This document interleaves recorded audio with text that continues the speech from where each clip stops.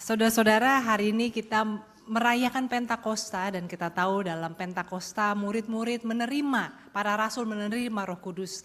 Dan dalam keyakinan iman kita juga meyakini bahwa ketika kita percaya kepada Allah Bapa melalui Yesus Kristus, maka kita pun menerima Roh Kudus. Nah, pertanyaannya saudara-saudara sekarang adalah seperti apa hidup dalam pimpinan Roh? Saudara-saudara sudah merasa belum kalau hidup saudara sudah dipimpin oleh Roh? Nah, saudara-saudara, kalau kita baca tadi di ayat-ayat kita, ya ayat-ayat Alkitab yang kita baca, tadi dikatakan dalam Kisah Para Rasul, tadi dibaca dalam bahasa Mandarin, tapi ada bahasa Indonesianya ya, dikatakan bahwa aku akan mencurahkan rohku ke atas semua manusia. Teruna anak dara, ya orang-orang muda akan bernubuat, dan mereka akan mendapat penglihatan. Saudara-saudara bernubuat? Ada yang dapat penglihatan? Saudara-saudara, tapi kita lihat lagi kemudian dalam bacaan Injil dikatakan bahwa ketika ia datang, yaitu Roh Kudus datang, maka ia akan menginsafkan dunia akan dosa, kebenaran, dan penghakiman. Dan apabila ia datang, yaitu Roh kebenaran, ia akan memimpin kamu ke dalam seluruh kebenaran. Artinya saudara-saudara, tanda hidup dalam pimpinan Roh Kudus bukan soal nubuat, penglihatan, bahasa roh, melakukan mujizat. Tetapi bagaimana hidup kita dipimpin oleh kebenaran. Saudara, kalau definisi bahwa hidup dipimpin oleh Roh Kudus adalah hidup dipimpin oleh kebenaran, apakah saudara sudah hidup dipimpin oleh kebenaran itu? Dikatakan bagaimana roh kebenaran itu memimpin kita. Yang pertama, dia akan menginsafkan akan dosa, kebenaran, dan penghakiman. Kadang-kadang kita tahu kita berbuat dosa, kita tahu kita salah.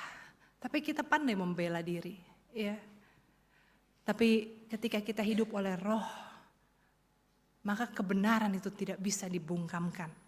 Keadilan, ketidakadilan yang kita lakukan juga akan mengganggu, menggugat kita.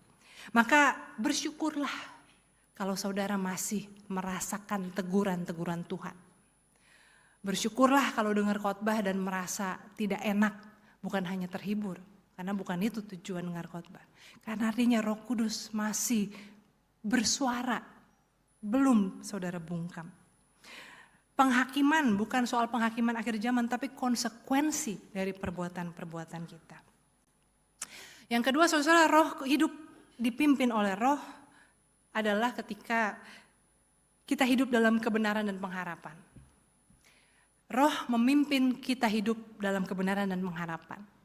Maka kalau kita hidup dipimpin oleh roh, tapi kita merasa putus asa, gak ada gunanya hidup, merasa hidup penuh dengan kepahitan, saya kayaknya dicurangi oleh kehidupan, saya dikhianati oleh orang-orang, saya dikecewakan oleh Tuhan. Saudara-saudara, itu bukan suara Roh Kudus. Karena ketika kita hidup dipimpin oleh roh, kita hidup dalam damai sejahtera, percaya pada rencana Tuhan.